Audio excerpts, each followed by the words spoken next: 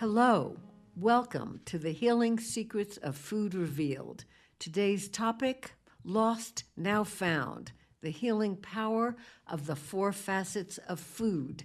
I'm Deborah Keston, nutrition researcher and host of the Healing Secrets of Food Revealed. And I'm on a mission to give you the science-backed weight loss wisdom you need to eat less and weigh less without dieting.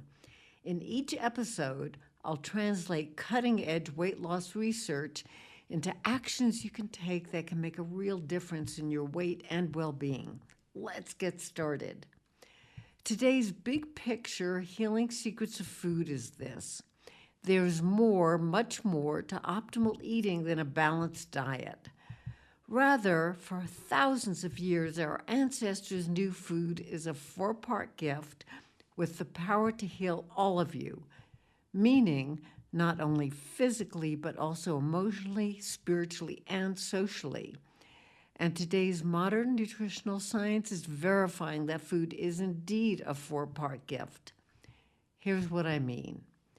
In his book, Ancient Body, Timeless Mind, physician and thought leader Deepak Chopra writes, quote, "The most significant breakthrough is not contained in isolated findings, but in a completely new worldview." Our current nutrition worldview encourages us to look at, quote, isolated findings about food with binoculars. For instance, one moment we point the binoculars to protein, the next to carbohydrates, and then at fat, both in food and on our body. Viewed through this restricted field, we see food solely from a singular biological perspective of what Chopra calls isolated findings. When I tossed away my single binocular view of nutrition and food, and instead looked at food and nutrition through a kaleidoscope, in place of a binocular view of food with its focus on singular nutrients, stunning new nutrition insights emerged.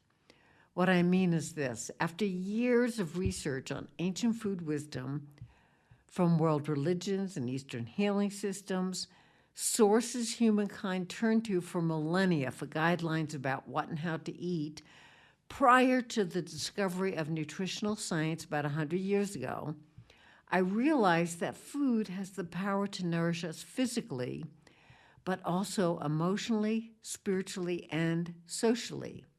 These are the four facets of food that lie at the core of research I did with behavioral scientist and my husband, Larry Sherwitz.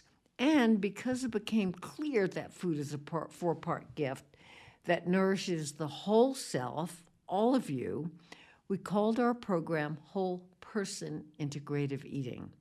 Here's what the four-facet whole person nutrition model means to you for weight loss and well-being. Thousands of years ago, our ancestors discovered that food is a four-part gift that influences body, mind, soul, and social well-being. And today, scores of studies by scientists worldwide support each facet of food as a powerful, quote, nutrient, end quote, that can lead not only to weight loss, but that can also enhance other aspects of your mind, body, well-being. For instance, most of us know that food you choose influences physical wellness or illness, but it can also balance emotions or conversely lead to anxiety and depression.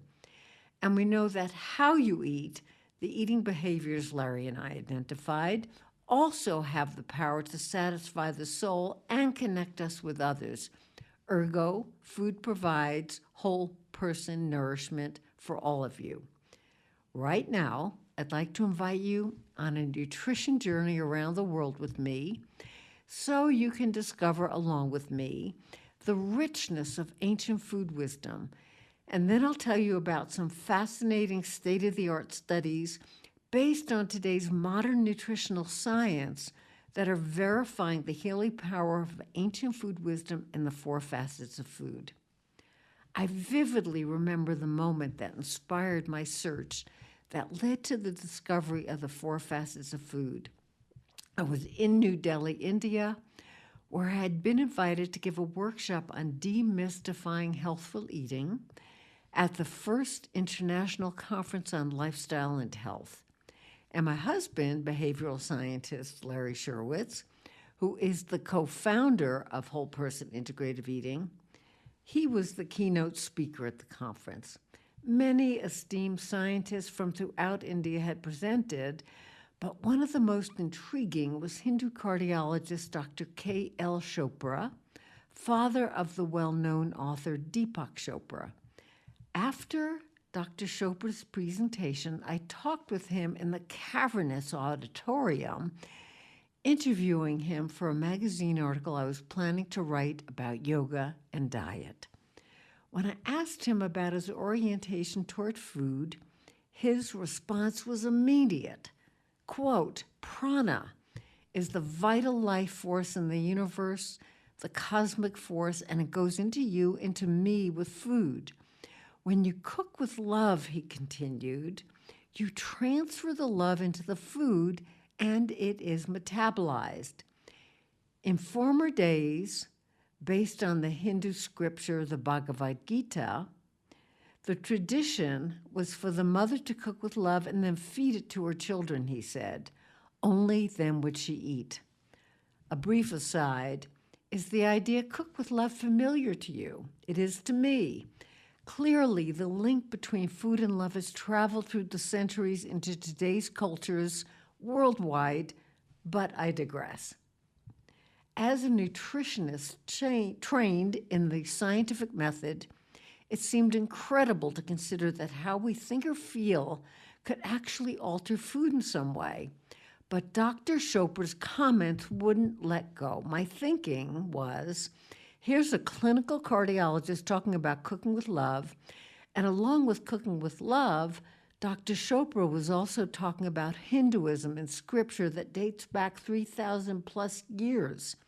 Surely, I thought, if Hindus believe that loving awareness is somehow transmuted into food and that we ingest this vital life force when we eat, then it's possible other world religions have similar teachings. Inspired by this possibility, I began what I call my nutrition journey around the world. At the time, I realized that nutritional science, as we know it today, is only a little more than 100 years old. Prior to today's nutrition guidelines and food pyramids, for thousands of years, human beings turned to what are called wisdom traditions for guidelines about what and how to eat. This included, number one, major world religions such as Hinduism and Judaism. Number two, what I call cultural traditions such as yogic nutrition called Ana Yoga, and also today's very familiar 5,000-year-old Mediterranean diet. Number three, and especially Eastern healing systems that include nutrition, which are still practiced today. I'm referring to, for instance, India's Ayurvedic medicine and traditional Chinese medicine. I want to take a moment to repeat that it is only in the last 100 years or so that we have turned to nutritional science as we know it today for recommendations about optimal eating. When Larry and I put all the ancient food wisdom research together, we discovered that for millennia, humankind has known that food is more than an amalgam of nutrients, that it is a four-part gift, along with healing us physically. I now call this biological nutrition. Ancient food wisdom tells us food also influences emotions. My term is psychological nutrition. It connects us to the mystery of life inherent in food. This is spiritual nutrition. And food can create connection to others. My term is social nutrition. Today, modern nutritional science is verifying food is indeed a four-part gift with the power of food to heal body, mind, soul, and social well-being. Welcome to the paradigm-shifting, well-researched message in my Whole Person Integrative Eating program, which is about the power of food to heal you multidimensionally. Restaurant critic Patricia Wells, writing in A Gourmet's Recipe for Culinary Bliss, might describe the four facets this way, quote, "Part of me wants to go back in time, creating a golden world of fresh food, gorgeous ingredients, wholesome food with flavor, where people laugh and are really happy as they eat," end quote. Here are some intriguing stories about the ancient food wisdom I discovered and some amazing state-of-the-art studies about the multidimensional power of food to heal, physically and also emotionally, spiritually, and socially. Let's start with biological nutrition. Have you ever chosen a particular food after calculating its calorie or carb content, perhaps with the intention of losing weight? Or maybe you made a special smoothie because you've heard it has health-enhancing nutrients such as antioxidants. If so, you're familiar with biological nutrition, one of the four facets of food that are foundation of my whole person integrative eating program. This is the facet that's most familiar to us. And it's familiar because biological nutrition explores the influence of nutrients in food such as protein, carbohydrates, vitamins, minerals, and antioxidants, and their influence on enhancing or harming our health. Let's take a closer look at food that leads to wellness or conversely, illness. Biological nutrition and its link to health or illness is pivotal for you to understand because along with my research on whole person integrative eating, scores of other studies make it unequivocally clear about what to eat for weight loss and well-being and health and healing. Okay, to find out more, let's visit a family on the island of Crete in Greece. Imagine it's lunchtime on Crete, home of the original Mediterranean diet. Because schools are closed during lunch hour, two children and their dad, who is a farmer, are home for lunch. The simple fare on the family's typical Greek table consists of an array of small, savory, colorful plates of food that will be enjoyed and shared over the next hour or so. The main course, a vegetable casserole made with wild greens and other seasonal produce, supplemented with a salad and paksamadi, which is a twice-baked bread traditionally composed of 90% barley or chickpea flour and 10% whole wheat. On top of the whole grain paksamadi is a sprinkling of feta cheese, chopped olives, tomatoes, oregano, and extra virgin olive oil. Dessert is slices of fresh orange from trees on the island. Some other families on the island are also highlighting vegetables, but are including small servings of whole grilled fish or poultry in their meal, and fresh-made lentils flavored with extra virgin Greek olive oil and a sprinkling of raw pine nuts, plus some sesame seeds. Tsiaki, which is yogurt, cucumber, and garlic, is also on the table. Sweets, mostly made with honey, are consumed perhaps a few times weekly and during special holidays.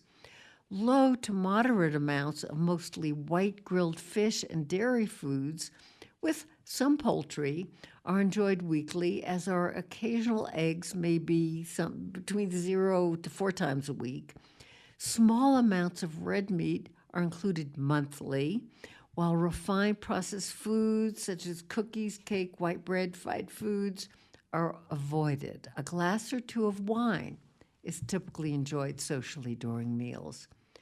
The bottom line is this: the Mediterranean diet, voted best diet for health 6 years in a row by U.S. News and World Report, embraces fresh, whole, plant-based foods with small servings of fresh fish and yogurt. In other words, scores of studies link the 5,000-year-old Mediterranean diet, of mostly fresh fruit and veggies and whole grains and legumes and nuts and seeds, and small servings of fresh fish and Greek yogurt with weight loss, health, and healing. Now, a look at foods that harm health. The foods that are harmful to your health and that lead to lots of chronic body-mind conditions, from overweight and heart disease to diabetes, depression, and more, are foods that are the exact opposite of the Mediterranean diet I just described for you. I'm sure you won't be surprised to hear that scores of studies link the standard American diet with the acronym SAD, S-A-D, to major chronic body-mind conditions with which millions of us struggle. What are these health-harming foods? Some say it's snack crack or an industrial artifact. Corporations may call it a commodity. Most of us simply call it fast food and more recently ultra-processed food, UPFs for short. I call it food products or chemical cuisine. What might a mostly UPF diet of denatured processed chemical-laden food look like? Perhaps a donut, breakfast bar, or sugary cereal for breakfast, chicken McNuggets or a double cheeseburger with fries and a Coke for lunch. It may be a pepperoni and sausage pizza for dinner. Add some snacks of chips, cookies, or candy bars throughout the day, and you have a profile of fast foodism, the overeating style Larry and I identified that's typical for millions of Americans, indeed for more and more people worldwide. And it is a diet of mostly fast food and ultra-processed food, which the majority of children and adults in the U.S. eat each day, that lead not only to being overweight and obese, but also to other chronic body-mind conditions, from heart disease and diabetes to depression, anxiety, and more. The bottom line, the biological nutrition facet of whole person integrative eating is currently the core focus of nutritional science, and it tells us a lot about the food we eat and its link to wellness or illness. Food facet number 2, psychological nutrition. In the last few decades, a major new specialty in the field of nutritional science has emerged. Psychiatrists call it nutritional psychiatry. Psychologists say it's nutritional psychology. Others call it the study of food and mood. I coined the term psychological nutrition to describe the facet of food that explores how food affects feelings via hormones, which are chemical messengers, that are released in the brain when we eat certain foods, and conversely, how thoughts and feelings can often affect food choices. Whatever the name, be assured, the study of mind-body nutrition, which explores the food you eat and its impacts on your brain and mental and emotional health, has arrived. Perhaps today's study of food and mood has caught up with ancient food wisdom. 5,000 years ago, the original yogis, called rishis, meditating in India's ancient forests, were perhaps the first to use their own mind-body to discover what to eat so they could remain relaxed but alert for hours of meditation. Flash forward to the 1970s, when researcher Judith Wortman at the Massachusetts Institute of Technology fed a high-carb meal, I think Dr. Wortman used potatoes, to rats. About 20 minutes later, the rats released a natural chemical, a neurotransmitter called serotonin, which we now know calms and relaxes you. With this finding, the new nutrition specialty of food and mood was born. If you're wondering why you crave carrot cake instead of a carrot when you're, say, anxious, wonder no more. The emerging field of psychological nutrition or food mood research tells us that cookies, cake, and donuts made with high-carb white flour and sugar and excess fat and salt, sends calming serotonin to your brain, and in turn, you get the message, relax. But the bigger takeaway is this. A diet filled with mostly processed food, which I call chemical cuisine, can lead to chronic depression or anxiety or other negative, unwelcomed emotions. Conversely, the nutrients in a diet of mostly fresh whole foods ups the odds of mental and emotional well-being. The choice is yours. Food facet number 3 is spiritual nutrition. How would you eat if you knew that infusing meals with what I call spiritual ingredients could enhance your health and up the odds of weight loss and well-being? The trilogy of timeless ingredients I identified that comprise the spiritual nutrition facet of whole person integrative eating are: number 1, mindfulness; number 2, gratitude; number 3, love. When you infuse both yourself and food with these 3 timeless ingredients when you eat, not only are you likely to eat less and weigh less without dieting, many other studies suggest that each of these elements has a profound impact on the way food is metabolized, and in turn your weight and other diet-related chronic conditions, such as heart disease, type 2 diabetes, and more. Then there's this. The 3 ancient ingredients of spiritual nutrition, infusing meals and yourself with moment-to-moment mindfulness, heartfelt appreciation, and loving regard, provide a broader vision of nutritional health because they offer insights into harder-to-measure, quote, nutrients, end quote, in food that can enhance your health. Here's a closer look at the 3 ingredients of spiritual nutrition and some studies that verify their healing power. As you listen to this ancient food wisdom, state-of-the-art studies that support each element of spiritual nutrition, keep in mind that each element has traveled through the centuries into today's world and that each should be familiar to you. Spiritual ingredient number 1, in-the-moment mindfulness. Here's the ancient food wisdom, modern science connection of mindfulness eating. For thousands of years, mindfulness has been intertwined with both Hinduism and yoga. And mindfulness meditation has also been part of Buddhism's philosophy for millennia. It took mind-body research scientist Jon Kabat-Zinn, creator of the mindfulness-based stress reduction program at the University of Massachusetts Medical School, to bring mindfulness into the 20th century when he linked it to health and healing. Here are 2 quick examples of research about mindfulness and weight. One study by Jean Christeller reveals that practicing mindfulness meditation reduces binge eating episodes, while research by lifestyle medicine founder Dr. Dean Ornish and his team discovered that heart patients who did the most meditation every day were the ones who lost the most weight.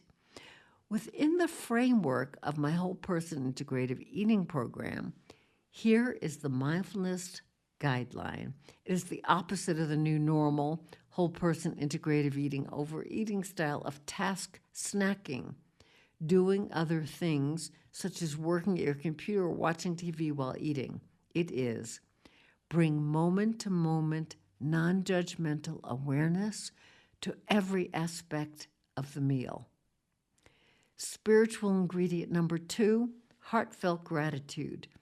For centuries prior to eating, people in cultures worldwide have said blessings and prayers of gratitude for the food before them. Many still do.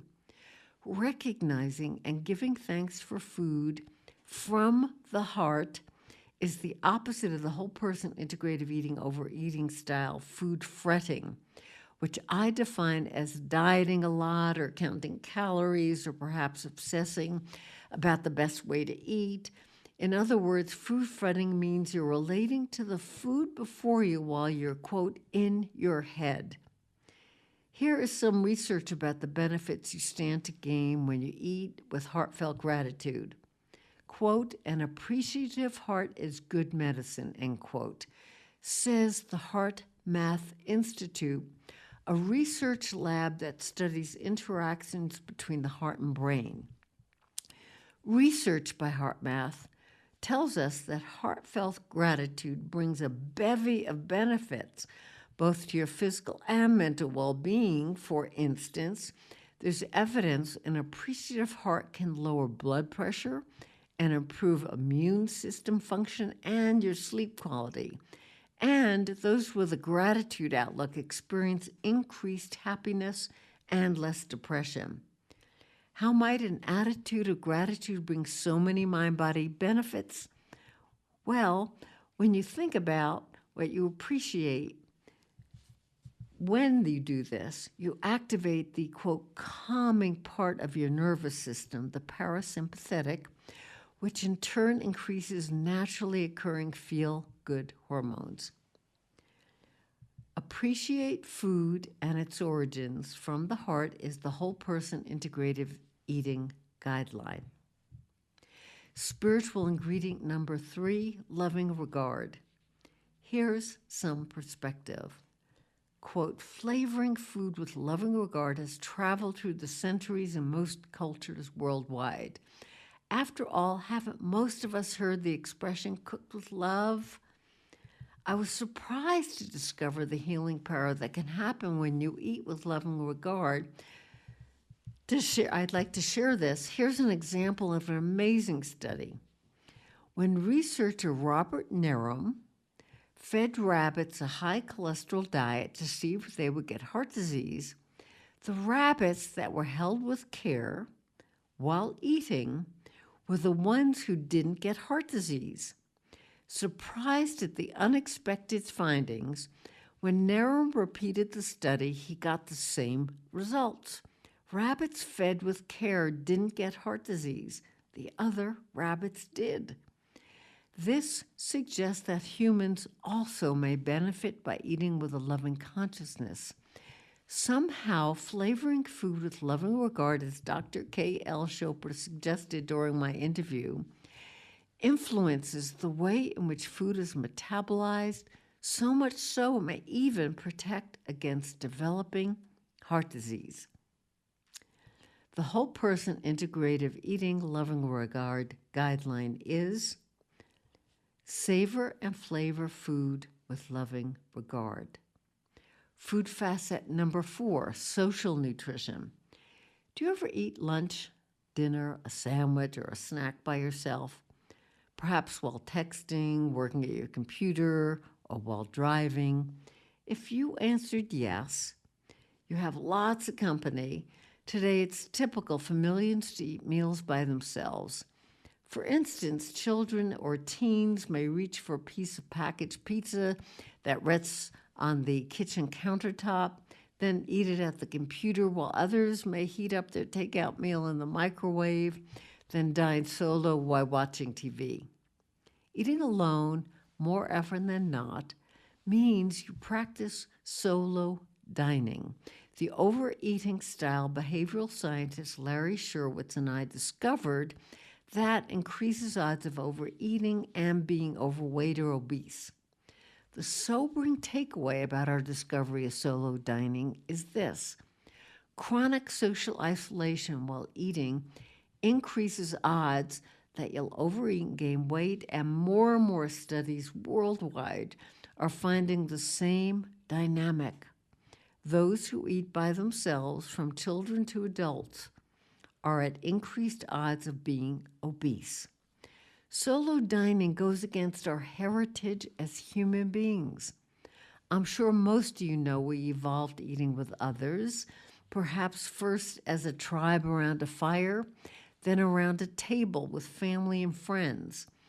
The scientific healing power of social nourishment was born when American physician and researcher Stuart Wolfe discovered that the strong social support amongst Italian Americans in the town of Roseto, Pennsylvania, seemed to be the mystery factor that protected them against heart disease, even though they consumed a super high-fat, high-meat diet. And consider this. During an interview that I had with food writer Marion Cunningham, she told me, "We're fed more than food when we eat with others. It is one thing to eat," she said. "It is another to dine on lovingly prepared food with good friends." Here's the whole person integrative eating antidote to the solo dining overeating style.